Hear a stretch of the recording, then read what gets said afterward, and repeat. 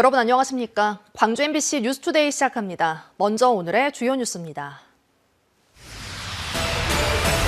이재명 대통령이 광주 전남 행정통합과 연계해 지역 2차 공공기관 이전 의지도 밝힌 것으로 알려졌습니다.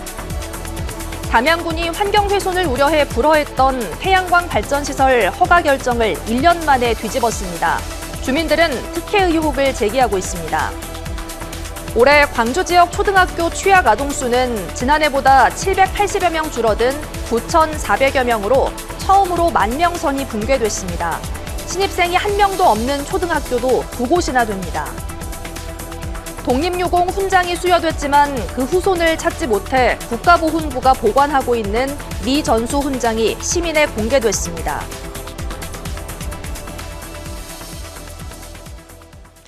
광주 전남 행정통합 발표 이후 처음으로 열린 시민 집담회에서 통합의 필요성과 속도를 둘러싼 질문들이 쏟아졌습니다. 통합이 가져올 변화를 구체적으로 먼저 시민들에게 제시해야 한다는 목소리가 이어졌는데요. 광주시는 설명회를 열어 우려를 해소하겠다는 계획입니다. 보도에 천홍희 기자입니다. 광주 전남 행정통합에 대한 시민들의 질문은 구체적이었습니다. 통합 발표 이후 처음 열린 시민단체 주간 집담회에서 시민들은 2시간 동안 질문을 쏟아냈습니다. 처음 겪는 행정통합이 급격히 진행되고 있는 만큼 지역에서 살아가는 시민들의 현실적인 고민이 드러났습니다. 한 명의 시도민으로서 결국은 내가 어떤 공간에 살아야 될 것인가, 내 선택의 문제거든요. 시도민한테 물어야 되는데 지금 중앙부터 내려와가지고 딱 찍고 이거 무조건 간다라고 가버리니까 제가 할 수 있는 게 없는 거예요. 통합 과정에서 광주의 정체성이 사라질 수 있다는 우려도 나왔습니다. 통합자치단체 명칭에서 광주가 빠지거나 다른 이름과 합쳐질 경우 광주 5월 정신으로 대표되는 역사성과 정체성이 희석될 수 있다는 겁니다.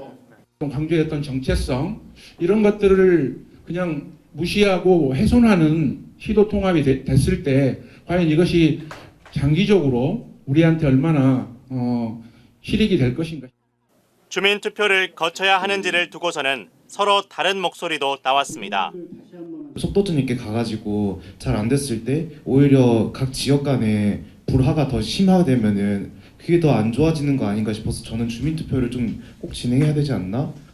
주민투표는 좀 희생하더라도 거기 그 지역 발전을 도모할 수 있는 절호의 기회를 놓치지 말자. 한편 강기정 광주시장은 시도의회 의결이 이뤄질 경우 주민투표를 검토할 수 있다는 입장을 내놨습니다.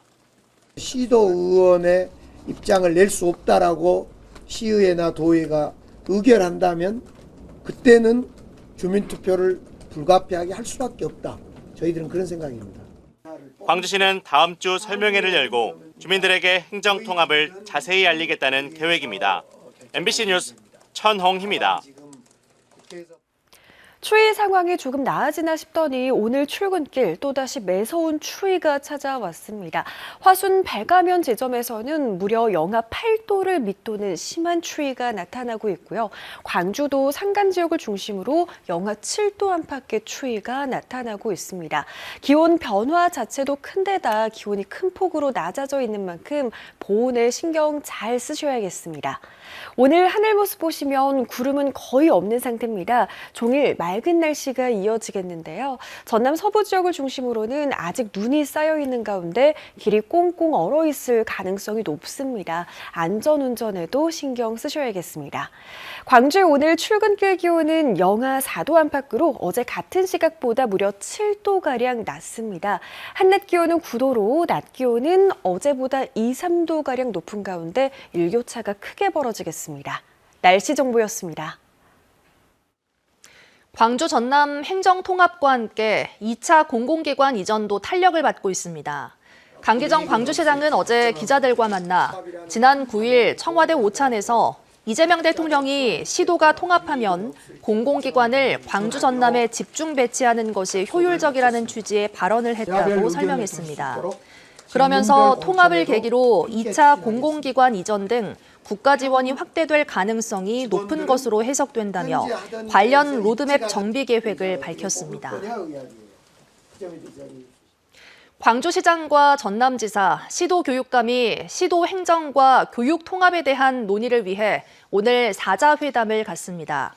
강기정 시장과 김영록 지사, 이정선, 김대중 시도교육감은 오늘 오후 국회 인근에서 행정, 교육 통합과 관련한 첫 사자회동을 엽니다.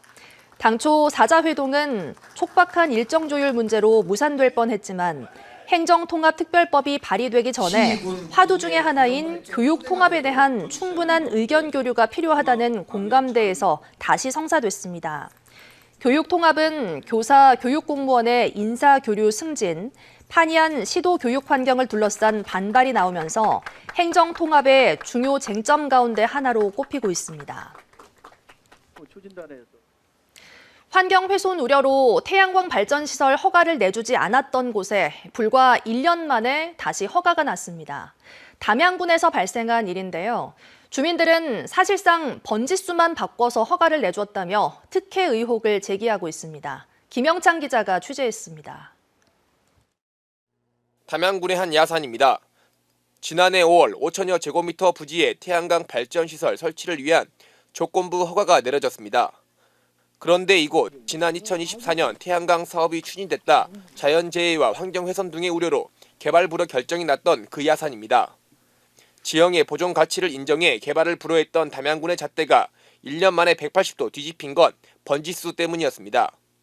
같은 사업자가 1년 전 불허된 부지에서 불과 150m 떨어진 지점에 새로 개발 허가를 신청한 겁니다. 주민들은 번지수만 다를 뿐 사실상 같은 산자락인데 행정의 판단이 납득할 수 없는 이유로 정반대로 뒤집혔다며 반발하고 있습니다. 달라진 건 아무것도 없어요. 동일한 장소에 그냥 업체가 다시 신청을 했고 그다음에 이번에는 그냥 군에서 허가를 내준 거. 그거 말고는 달라진 건 아무것도 없죠. 대규모 벌목과 개발로 하천 범람 같은 자연재해 위험이 커질 수 있다는 점도 주민 불안을 키우고 있습니다. 특히 인허가 과정에서 직접 이해 당사자인 마을 사람들의 동의 절차가 완전히 무시됐다고 분통을 터뜨립니다. 담양군은 사업자는 같지만 번지수가 달라졌고 기존 개발 심의위원회 지적사항도 보완 제출해 허가를 내준 것이라며 인허가 과정엔 문제가 없다는 입장입니다. 당초에 이제 심의 조건을 갖추지를 못했고 이제 그 1년 뒤에는 그런 것들을 다 갖추어서 전환했다고 그렇게밖에 말씀 못 드리겠어요. 번지수 갈아타기 의혹에 입을 닫은 행정기관. 주민들은 이번 허가 과정에 석연치 않은 특혜가 의심된다며 전남도에 엄정한 감사를 촉구하기로 했습니다. MBC 뉴스 김영창입니다. 가족을 태우고 진도 앞바다로 뛰어들었다가 홀로 빠져나와 도주해 1심에서 무기징역을 선고받은 50대 가장이 2심에서 징역 30년으로 감형됐습니다. 광주고법 형사 2부는 살인과 자살방조 혐의로 기소된 50살 지모 씨에 대해 반사회적인 동기로 범행을 저지른 것으로 보이지 않고 평생 죄책감과 깊은 후회 속에 살아갈 것을 감안했다며 무기징역을 선고한 원심 판결을 파기했습니다.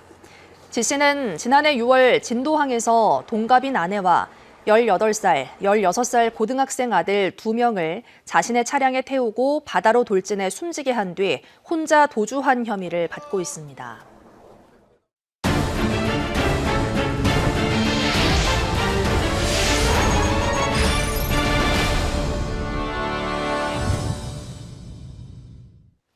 광주에서 올해 초등학교에 취약하는 아동 수가 10,000명 선이 무너진 것으로 나타났습니다.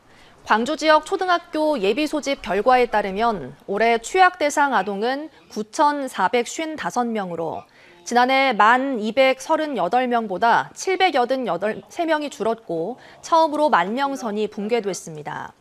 올해 신입생이 1명도 없는 초등학교는 광주 중앙초와 삼도초 등 2곳으로 나타났습니다. 전남 지역의 초등학교 취약 예정자도 올해 1,958명으로 지난해보다 493명이 감소했고 신입생이 1명도 없는 학교는 34곳으로 지난해보다 3곳 더 늘었습니다.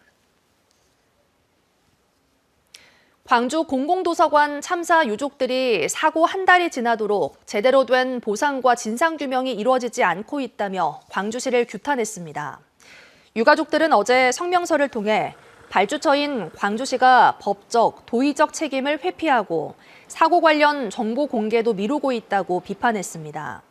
그러면서 사고 관련 사업 정보를 투명하게 공개하고 재발 방지 대책 마련과 손해배상에 적극 나설 것을 촉구했습니다. 붉은 산수 연작으로 국내외에 널리 알려진 서양 화가 이세현이 광주에서 처음으로 개인전을 열었습니다. 이 작가의 그림은 한강 작가의 소설 작별하지 않는다에 독일어판 표지를 장식하기도 했는데요. 강력한 색채에 현대사의 기억과 치유의 염원을 담은 전시를 박수인 기자가 소개합니다. 그의 작품엔 하나의 색깔밖에 없습니다. 산도 빨갛고 물도 빨갛고 사람도 집도 모두 빨강입니다. 원근이 사라진 공간에 여러 개의 풍광이 중첩돼 있습니다. 그 위로 전쟁과 폭력, 상실의 현대사가 강렬한 꿈의 여운처럼 쌓여 있습니다. 작가 이세현은 경남에서 태어나 서울과 런던에서 미술을 공부했습니다. 청년 시절에 5.18의 진실을 접하고선 광주가 예술의 출발점이자 마음의 고향이 됐습니다. 비무장지대에서 군복무를 할 때 야간 투시경을 통해 본 단색과 명암의 세계가 회화적 영감의 원천이었습니다. 분단과 전쟁의 트라우마를 지닌 사람들에게 금기의 색이었던 빨강을 통해 기억해야 할 순간들을 정면으로 응시합니다. 모든 존재들은 기억과 함께 가는 거구나라는 생각을 했으니까 어떤 사건이든 존재 자체도 뭐 나는 생각한다, 나는 존재한다는 그런 데카르트가 말처럼 그 생각의 베이스가 결국은 기억이. 유럽에서도 여러 차례 선보인 그의 작품은 한강의 소설 작별하지 않는다 독일어판에 표지를 장식하기도 했습니다. 한강의 노벨상 수상 1주년을 즈음해 이 작가는 예술적 사유의 출발점인 광주에서 과거가 현재를 도울 수 있는지 되묻습니다. 이번 전시에서 이세현의 작품은 기억의 중첩으로만 끝나지 않습니다.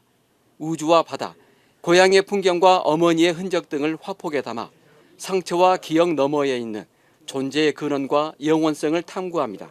과거의 역사적인 상흔들을 자신의 작품 속에서 이야기를 하고 또 이제 나이가 들어서는 이제 인간의 어떤 유한한 삶에 대한 어떤 그런 존재론적인 부분까지도 이제 좀 살펴볼 수 있는 전시를 꾸렸습니다.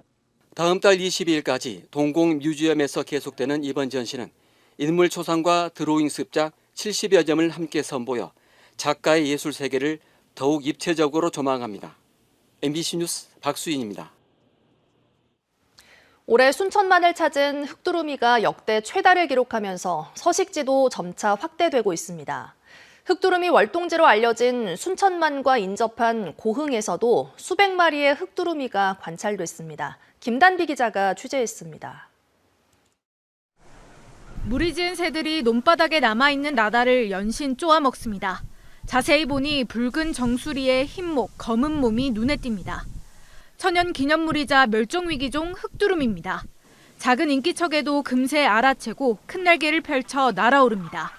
제 뒤로 철새들 사이로 흑두루미가 보이는데요. 이곳은 흑두루미 월동지로 유명한 순천만이 아니라 고흥만입니다. 역대 가장 많은 흑두루미가 순천만을 찾으면서 인근 고흥까지 서식지가 확대됐습니다. 현재까지 관찰된 개체수는 300여 마리. 고흥에서 이 정도 규모의 군락이 관찰된 건 올해가 처음입니다. 여긴 바닷가가 가까이 있기 때문에 많이 와요. 논가에 보면은 저는 벼 나락 같은 거 떨어진 게 있잖아요. 그런 거 많이 주워 먹고 그래요. 흑두루미뿐만이 아닙니다. 고니와 노랑부리 저어새, 황새 등 다양한 보호종들의 개체수도 계속 늘어가는 추세입니다. 간척지와 인공습지, 갯벌 등 생태 환경이 잘 갖춰져 있고 무엇보다 한반도 남해안을 찾는 철새수가 늘고 있기 때문입니다. 순천만을 중심으로 보성, 고흥, 여수, 광양, 하동까지 흑두루미 남해안 벨트 전역으로 확대되면서 광역 서식 네트워크가 형성되고 있습니다. 순천을 중심으로 하던 철새의 주요 월동지가 남해안 일대로 점차 넓어지는 상황. 조류 전문가들은 먹이 공간 제공과 차량 통행 규제 등 철새들의 서식지 관리가 남해안 일대로 확대될 필요가 있다고 말합니다. MBC 뉴스 김단비입니다.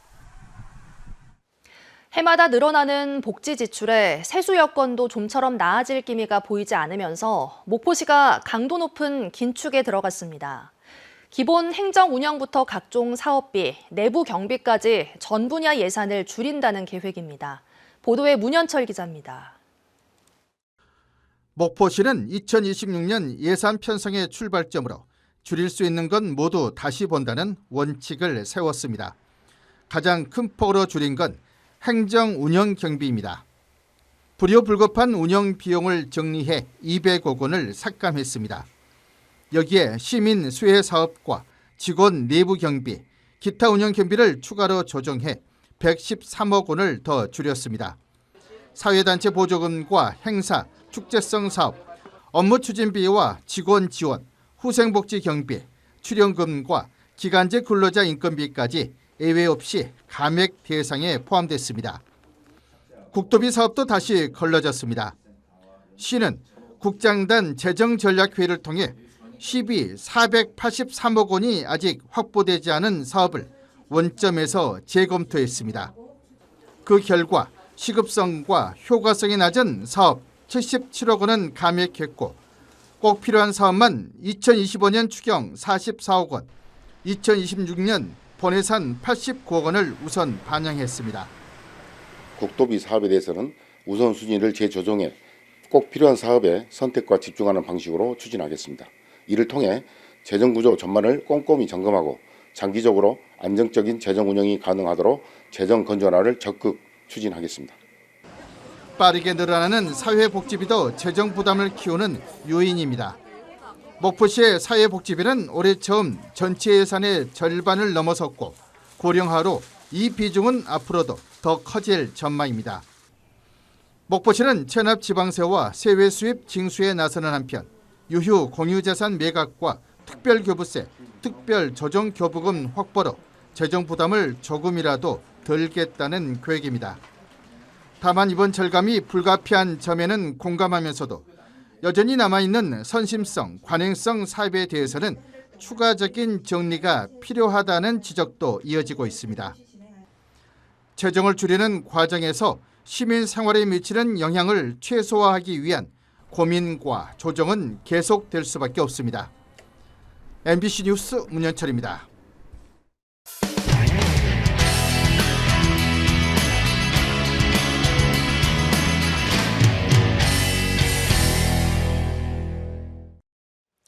독립유공자들에게 수여됐지만 그 후손을 찾지 못해 국가보훈부가 보관하고 있는 훈장을 미전수 훈장이라고 하는데요.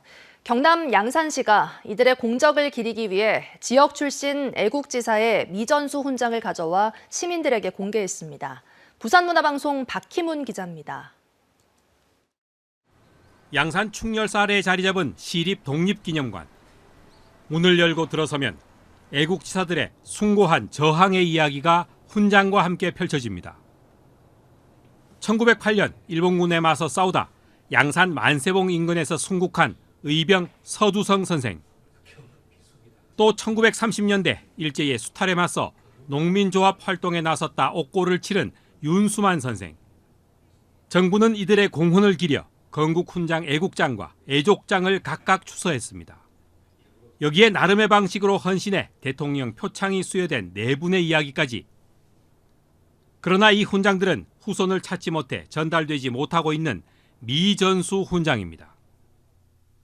독립유공자 18,664명 가운데 이 같은 미전수 훈장은 전국적으로 7,179점, 무려 38%가 주인을 찾지 못하고 있습니다.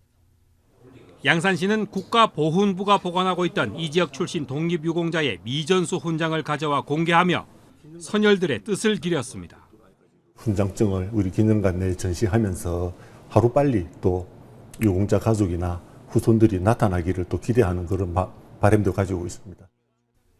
한편 기념관에는 임시정부에 참여했던 양산 출신 독립유공자 등 54명의 명패와 조형물, 그리고 추모 공간도 마련돼 애국지사들의 뜻을 기리고 있습니다.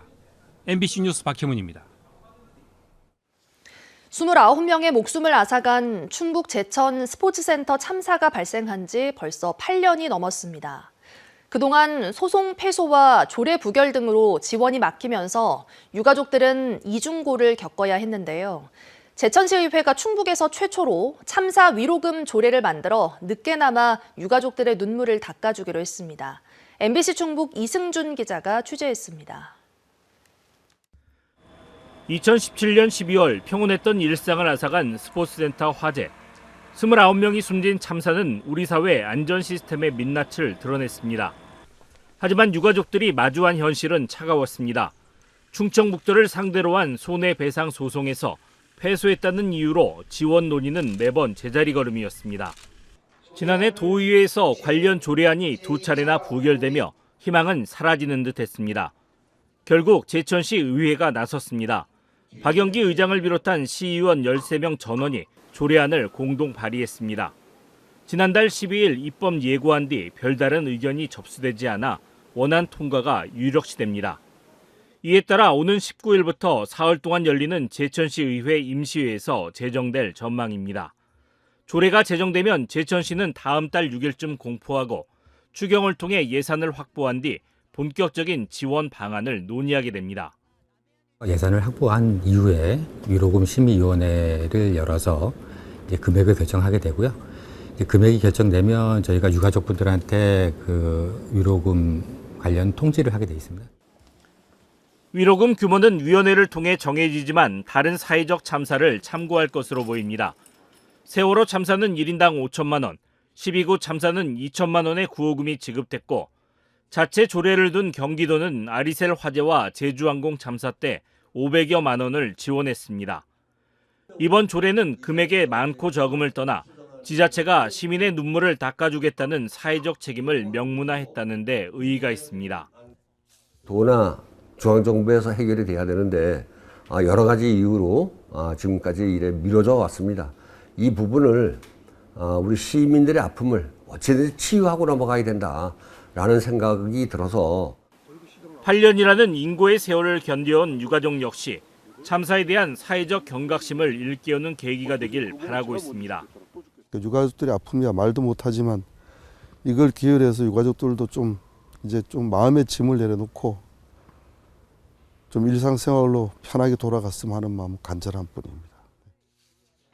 8년 전 비극이 남긴 숙제, 충북 최초라는 이름을 달게 될 이번 조례가 우리 사회의 재난안전 시스템과 사회적 치유의 수준을 한 단계 끌어올리는 이정표가 될지 주목됩니다. MBC 뉴스 이승준입니다. 이달 초 강원도 화천의 한 야산에서 벌목 작업을 하던 70대가 나무에 깔려 숨졌습니다. 이처럼 벌목 작업을 하다 숨진 작업자가 최근 4년간 60명에 달하는데요. 대부분 혼자서 작업하는 경우가 많아서 구조가 늦어지고 있습니다. 춘천문화방송 김준겸 기자가 취재했습니다. 화천의 한 야산. 잘려나간 나무 몸통이 가파른 경사지에 널브러져 있습니다. 그 옆에는 모자와 전기톱이 덩그러니 놓여 있습니다. 지난 4일 오후 2시 37분쯤 이곳에서 71살 남성이 나무에 깔린 채 발견됐습니다. 사고가 발생한 현장에 와봤습니다. 남성은 이곳에서 벌목 작업을 하던 중 쓰러지는 나무에 깔려 숨진 것으로 추정되고 있습니다. 최초로 발견한 아내의 신고로 구조대원들이 구조해 병원으로 옮겼지만 남성은 끝내 숨졌습니다. 근데 마침 자리가 없었나 봐요. 아주머니가 정신 차려놓고 기다렸는데 안 와서 말씀으로는 2시간 이렇게 됐던 것 같아요. 이 같은 벌목 현장 사망 사고는 매년 반복되고 있습니다. 지난 2021년부터 4년간 전국의 벌목 작업 현장에서 발생한 작업자 사망 사고는 총 59건. 4건 중 1건꼴로 산이 많고 산세가 험한 강원도에서 발생했습니다. 주로 나무나 굴착기, 차량 등에 깔리거나 톱날에 베어 숨진 사례도 있었습니다. 구조 골든타임 확보를 위해 벌목 작업 시 2인 1조가 필수로 요구되지만 지켜지지 못하는 경우가 많습니다. 혼자 작업을 하다 사고가 발생하는 경우 신고가 늦어지거나 산악지역 특성상 구조대가 신고를 받더라도 정확한 위치를 찾아가는 데 시간이 소요되어서 많은 경각심을 가지고 안전을 최우선으로. 고용노동부는 벌목 현장 불시 점검을 강화하고 안전관리가 부실한 사업체에 대해선 입찰 참가를 제한하는 강수를 두겠다고 밝혔습니다. MBC 뉴스 김준겸입니다. 광양 백운산 고로쇠 수액 채취가 본격적으로 시작됩니다. 전국 최초로 산림청 임산물 지리적 표시제 제16호에 등록된 백운산 고로쇠는 내일부터 해발 1222m에서 수액 채취가 시작되고 20일부터 본격 판매됩니다.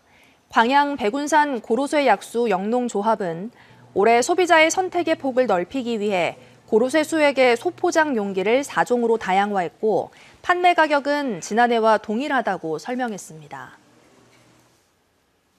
광주시가 소상공인들에게 홍보 매체를 무료로 개방합니다. 소상공인들에게 제공되는 홍보 매체는 광주시가 운영하는 전광판 3곳과 빛고울TV 27곳, 시청사 엘리베이터 8곳 등 모두 38곳입니다. 광주시는 다음 달 10일까지 신청을 받아 모두 16개 업체를 선정하고 오는 3월부터 3개월간 홍보 기회를 제공할 계획입니다. 다음은 희망 2016 나눔 캠페인에 성금을 보내주신 분들입니다.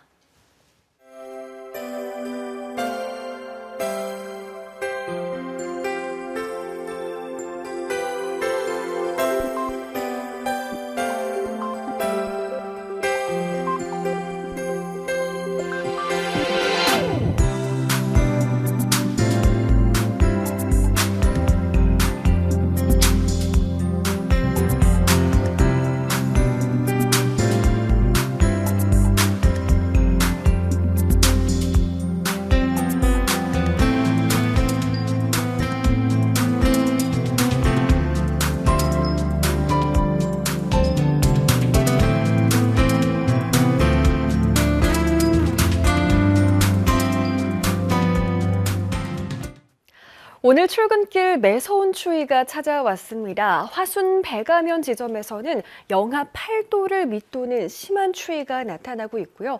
광주에서도 산간 지역을 중심으로 영하 7도 안팎의 추위가 이어지고 있습니다. 오늘 하늘 모습 보시면 대체로 맑은 하늘 드러나 있습니다. 종일 깨끗한 하늘 모습 마주할 수 있겠는데요. 전남 서부 지역을 중심으로는 이미 내린 눈이 도로에 꽁꽁 얼어붙어 있습니다. 안전운전 하셔야겠습니다. 광주의 오늘 출근길 기온은 영하 4도 안팎으로 어제 같은 시각보다 7도가량 낮습니다. 한낮 기온은 대부분 8도에서 10도 분포를 보이면서 어제보다 2, 3도가량 높게 오르겠습니다. 그만큼 기온차는 크게 벌어지겠습니다. 순천 영하 4도에서 출발해 한낮 기온은 8도 안팎으로 일교차는 10도 이상으로 벌어지겠습니다. 바다의 물결은 전해상에서 최고 2m로 일겠습니다. 내일은 또다시 기온이 오르겠습니다. 광주의 아침 기온 오늘보다 10도가량 높겠고요. 5mm 안팎의 약한 비가 지나겠습니다. 날씨 정보였습니다. 언제 어디서나 내 손 안의 뉴스. 광주 MBC 뉴스 유튜브 구독으로 함께하세요.